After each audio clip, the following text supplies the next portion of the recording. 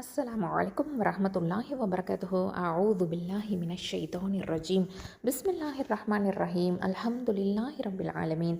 வஸ்ஸலாத்து வஸ்ஸலாமு அலா அஷ்ரஃபில் முர்சலீன் சையதுனா முஹம்மத் வ அலா ஆலிஹி வ ஸஹ்பிஹி அஜ்மஈன். அம்மா பஅத். அல்ஹம்துலில்லாஹ் சிஸ்டர்ஸ், இன்ஷாஅல்லாஹ் தஆலா நம்ம இன்னைக்கு ஃபிஅல் முதாரியா பார்க்க போகிறோம்.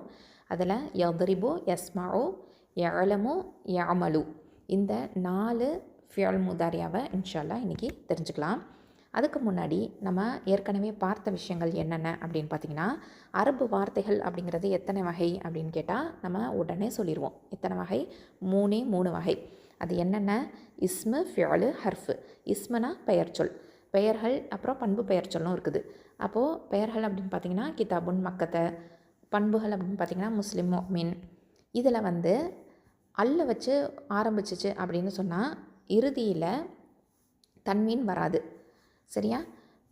அதுக்கப்புறம் அல்ல வச்சு ஆரம்பிக்காமல் இருந்துச்சு அப்படின்னு சொன்னால் பின்னாடி தன்வீன் வரும். அதுக்கப்புறம் இப்போது உதாரணத்துக்கு கிதாபுன், கிதாபன், கிதாபின் அப்படின்னு சொல்லுவோம். அல்ல வந்துருச்சுன்னு வச்சுக்கோங்களேன், அப்போது அல் கிதாபு அப்படின்னு தான் சொல்லுவோம், சரியா? அதே மாதிரி இப்போது பன்மையில் சொல்கிறோம் அப்படின்னு பார்த்திங்கன்னா இந்த லாஸ்ட்டில் ஊன, ஈன, ஆத்து இப்படி வரும். அதாவது உதாரணத்துக்கு முஸ்லிமூன, முஸ்லிமீன, முஸ்லிமாத் இந்த மாதிரி, சரியா? பெண் பாலுக்கு முஸ்லிமாத் அப்படின்னு வரும், ஆண் பாலுக்கு முஸ்லிமூன, முஸ்லிமீன இந்த மாதிரி வரும். அதுக்கப்புறம் ஃபியால் பார்த்திங்கன்னா வினைச்சொல். அதில் ஃபதஹ, அப்புறம் யஅமலூன இந்த மாதிரி வார்த்தைகள் பார்க்கலாம். அதாவது செயலை குறித்து விவரிக்கக்கூடிய சொல். ஃபதஹனா அவன் திறந்தான். ஒரு செயல் இருக்குது, அதை நம்ம விவரித்து சொல்கிறோம், ஓகேவா? அதுக்கப்புறம் பார்த்திங்கன்னா ஹர்ஃபு. இது இடைச்சொல், பெயர்ச்சொல் அப்புறம் வினைச்சொல்லுக்கு இடையில் வரக்கூடியது. உதாரணத்துக்கு பீலி, மின்ஃபி, இன்ன இந்த மாதிரியான வார்த்தைகள் நம்ம பார்த்துருக்குறோம். அதுக்கு அடுத்ததான் ஃபியாலை பொறுத்த வரைக்கும், ஃபியால்னால் வினைச்சொல்னு சொன்னோம். இது அரபு மொழியில் பெரும்பாலான வினைச்சொற்கள் எத்தனை எழுத்துக்கள் கொண்டதாக இருக்கும்? 3 எழுத்துக்கள். இதுதான் அசல் எழுத்துக்கள் அப்படின்னு சொல்லுவோம். இப்போது உதாரணத்துக்கு ஃபஅல, ஃபதஹ, நஸர, வரப இந்த மாதிரியான ஃபியால்களை நம்ம சொல்லலாம். ஃபியாலில் 3 வகை இருக்குது. அரபு மொழியில் வினைச்சொற்கள் 3 வகையில் இருக்குது. என்னென்ன? மாதி, முதாரியா, அம்ரு. மாதி அதாவது கடந்த காலம், நிகழ்ந்து முடிந்த ஒன்று, பாஸ்ட் டென்ஸ்ன்னு சொல்லுவோம். முதாரியா அதாவது நிகழ்காலம் இல்லைன்னா வரும் காலம், ப்ரெசன்ட் டென்ஸு, நிகழ்ந்து கொண்டிருக்கக்கூடிய ஒன்று இல்லைன்னா நிகழ இருக்கக்கூடியது. அடுத்தது அம்ரு. அம்ருனா ஏவல், கட்டளை, கமாண்ட் அப்படின்னு சொல்லுவோம் இல்லையா, அதுதான். இப்போது இதில் நம்ம ஏற்கனவே பார்த்த ஃபியல்கள் என்னென்ன அப்படின்னு பார்த்திங்கன்னா, நசர யன்சுரு, ஹலக்க யஹ்லுக்கு, தக்கர யதுகுரு, அபத யஅபுது இதை தான் நம்ம பார்த்துருக்குறோம். போன வகுப்பில் நம்ம பார்த்த விஷயங்கள் என்னென்ன? நசர. இப்போது நசரா அப்படின்னா அவன் உதவினான். நசரு அப்படின்னா அவர்கள் உதவினார்கள். நசர்த்த நீ உதவினாய். நசர்த்து நான் உதவினேன். நசர்த்தும் நீங்கள் உதவினீர்கள். நசர்னா நாங்கள் உதவினோம். இப்படி சொல்லுவோமா? இது பாஸ்ட் டென்ஸு, கடந்த காலம், மாவி. இப்போது இதை ஏன் முதாரியாவை எப்படி சொல்லுவோம்? நிகழ்காலம், வருங்காலம் அப்படிங்கும்போது எப்படி சொல்லுவோம் அப்படின்னு பார்த்திங்கன்னா, யன்சுரு. யன்சுரு அப்படின்னா அவன் உதவுகிறான். யன்சுருன அவர்கள் உதவுகிறார்கள். தன்சுரு நீ உதவுகிறாய். அன்சுரு நான் உதவுகிறேன். தன்சுருன நீங்கள் உதவுகிறீர்கள். நன்சுரு நாங்கள் உதவுகிறோம். இந்த மாதிரி தான் வரும். இது குர்ஆனில் 28 முறை இந்த வார்த்தைகள் பயன்படுத்தப்பட்டிருக்குது. அதுக்கு அடுத்ததாக பார்த்திங்கன்னா ஹலக்க அப்படிங்கிற வேர்டை பார்த்தோம். ஹலக்க இது மாதி இல்லையா? அவன் படைத்தான் அப்படின்னு அர்த்தம். ஹலக்கு அவர்கள் படைத்தார்கள். ஹலக்குத்த நீ படைத்தாய். ஹலக்குத்து நான் படைத்தேன். ஹலக்குத்தும் நீங்கள் படைத்தீர்கள். ஹலக்குனா நாங்கள் படைத்தோம். இதையே எப்படி முதாரியால் மாற்றுறது நிகழ்காலம் வருங்காலமில் அப்படின்னு பார்த்திங்கன்னா, யஹ்லுக்கு. யஹ்லுக்கு அப்படின்னா அவன் படைக்கிறான். யஹ்லுக்குன அவர்கள் படைக்கிறார்கள். தஹ்லுக்கு நீ படைக்கிறாய். அஹ்லுக்கு நான் படைக்கிறேன். தஹ்லுக்கூன நீங்கள் படைக்கிறீர்கள். நஹ்லுக்கு நாங்கள் படைக்கிறோம். அதுக்கப்புறம் ஒரு வேர்டை பார்த்தோம். என்னது? தக்கர அப்படிங்கிற ஒரு ஃபியல் மாதி. தக்கர அப்படின்னா அவன் நினைவு கூறினான். தக்கரு அவர்கள் நினைவு கூறினார்கள். தக்கர்த்த நீ நினைவு கூறினாய். தகர்த்து நான் நினைவு கூறினேன், தகர்த்தும் நீங்கள் நினைவு கூறினீர்கள், தகர்னா நாங்கள் நினைவு கூறினோம். சரியா? இதையே மாதியில், அதாவது மாதிய முதாரியாவை எப்படி மாற்றுறது அப்படின்னு பார்த்திங்கன்னா, எதுக்குரு.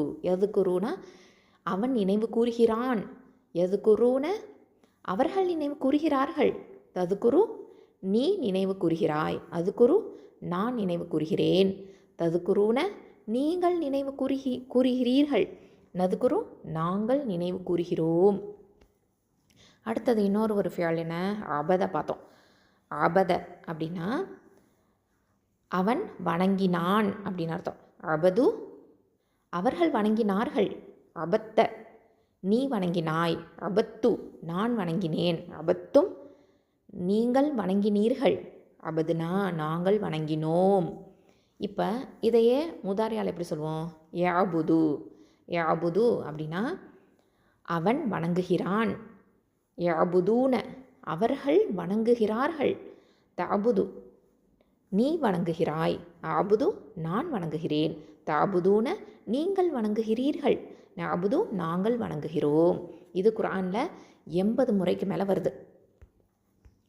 அதுக்கப்புறமா நம்ம இப்போ என்ன வினைச்சொல்லை பார்க்க போகிறோம் அப்படின்னு சொன்னால், தரப சமியா. தரப அப்படின்னா அடித்தான் அப்படின்னு அர்த்தம், சமியா அப்படின்னா செவியுற்றான் அப்படின்னு அர்த்தம். இதுக்கு எப்படி முதாரியா வரும் அப்படிங்கிறத பார்க்க போகிறோம். தரப அப்படின்றது யதுரிபு அப்படின்னு மாறும். தரப யதுரிபு அப்படின்னு வரும். தரப அப்படின்னா அவன் அடித்தான், தரபு அவர்கள் அடித்தார்கள், தரபுத்த நீ அடித்தாய், தரபுத்து நான் அடித்தேன், தரபுத்தும் நீங்கள் அடித்தீர்கள், தரபுனா நாங்கள் அடித்தோம். இது மாதியா. இப்போ இதையே முதாரியாவை எப்படி மாற்றுவோம், யதுரிபு அவன் அடிக்கிறான், யதுரிபூன அவர்கள் அடிக்கிறார்கள், ததுரிபு நீ அடிக்கிறாய், அதுரிபு நான் அடிக்கிறேன், ததுரிபூன நீங்கள் அடிக்கிறீர்கள், நதுரிபு நாங்கள் அடிக்கிறோம். அதுக்கப்புறம் இன்னொரு ஒரு ஃபியால் என்ன பார்த்தோம், சமிஅ.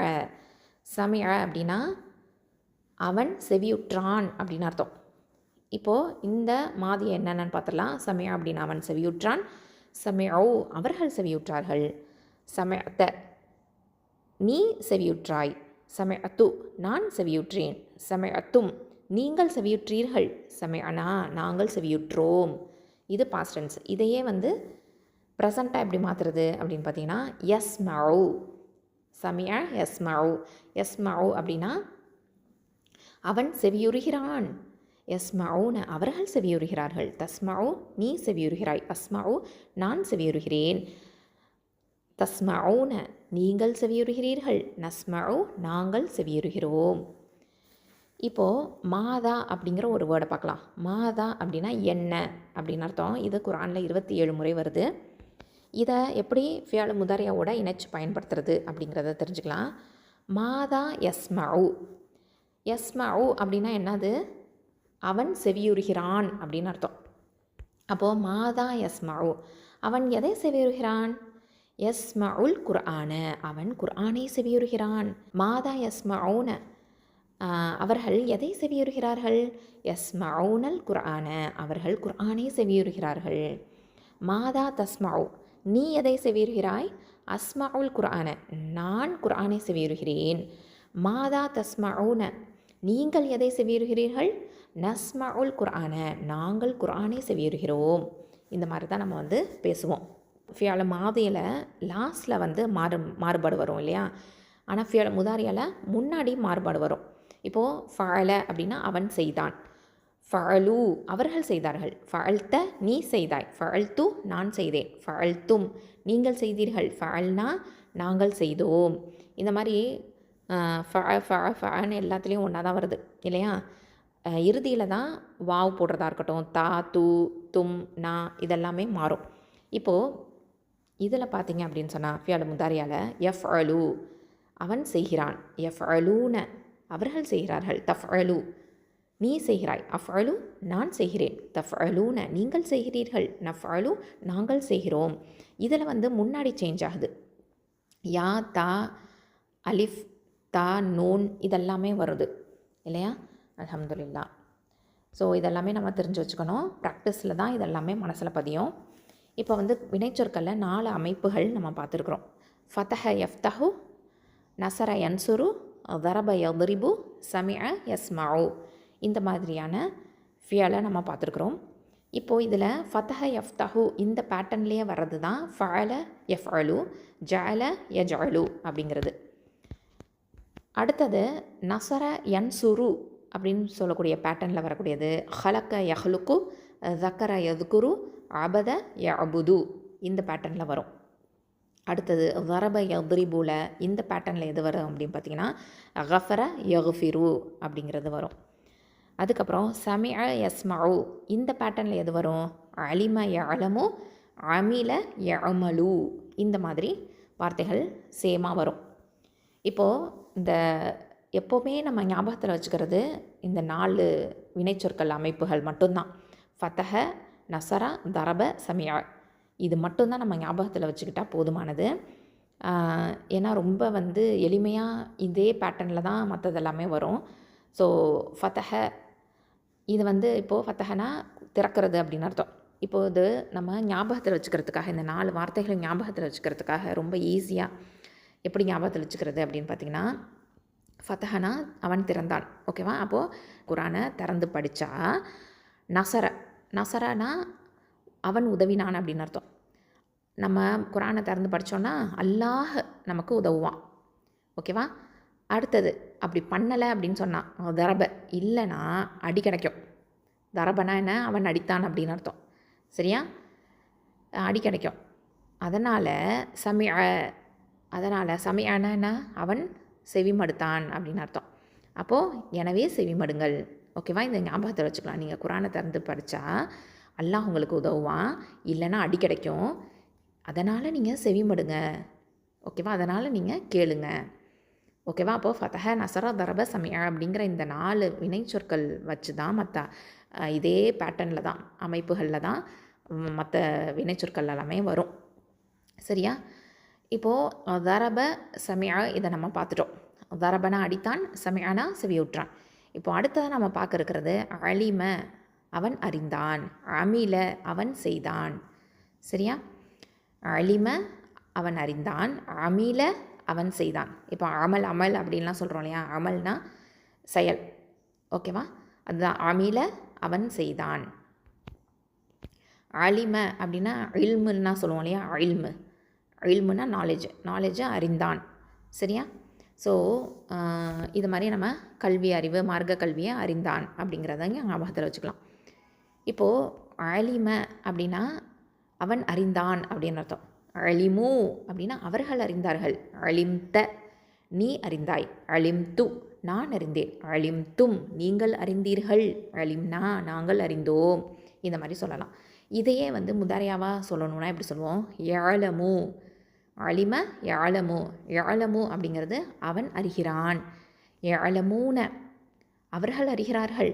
தஅலமு நீ அறிகிறாய். அஅலமு நான் அறிகிறேன். தஅலமூன நீங்கள் அறிகிறீர்கள். நஅலமு நாங்கள் அறிகிறோம். இது மட்டும் குரானில் 362 தடவை வருது. அதுக்கப்புறம் வேறு ஒரு வினைச்சொல் என்ன? ஆமீல அப்படிங்கிறத பார்த்தோம். ஆமீல யஅமலு. ஆமீல அப்படின்னா அவன் செய்தான். அமிலு அவர்கள் செய்தார்கள். அமில்த நீ செய்தாய். அமில்து நான் செய்தேன். அமில்தும் நீங்கள் செய்தீர்கள். அமில்னா நாங்கள் செய்தோம். இதையே ஃபியல் முதாரியால் எப்படி சொல்லுவோம்? யஅமலு. யஅமலுனா அவன் செய்கிறான். யஅமலூன அவர்கள் செய்கிறார்கள். தஅமலு நீ செய்கிறாய். அஅமலு நான் செய்கிறேன். தஅமலூன நீங்கள் செய்கிறீர்கள். நஅமலு நாங்கள் செய்கிறோம். சரியா? அல்ஹம்துலில்லாஹ். இது குர்ஆனில் 166 முறை வருது. அல்ஹம்துலில்லாஹ். இப்போது இந்த வேர்ட்ஸ் எல்லாம் படிக்கிறதுனால நம்ம குர்ஆன் ஓதும்போது இந்த வார்த்தைகள் எல்லாமே வந்துச்சு, இதுக்கு இதுதான் அர்த்தம் அப்படிங்கிறத நம்மளால் புரிஞ்சுக்க முடியும் இல்லையா? நம்மள சிலர் எப்படி இருப்பாங்க அப்படின்னு பார்த்தீங்கன்னா, தொழுகையில் 2 சூறாக்கள் மட்டுமே எல்லா தொழுகையிலையும் அதாவது எல்லா தொழுகைகளையுமே ஓதக்கூடிய வளமை கொண்டிருப்பாங்க.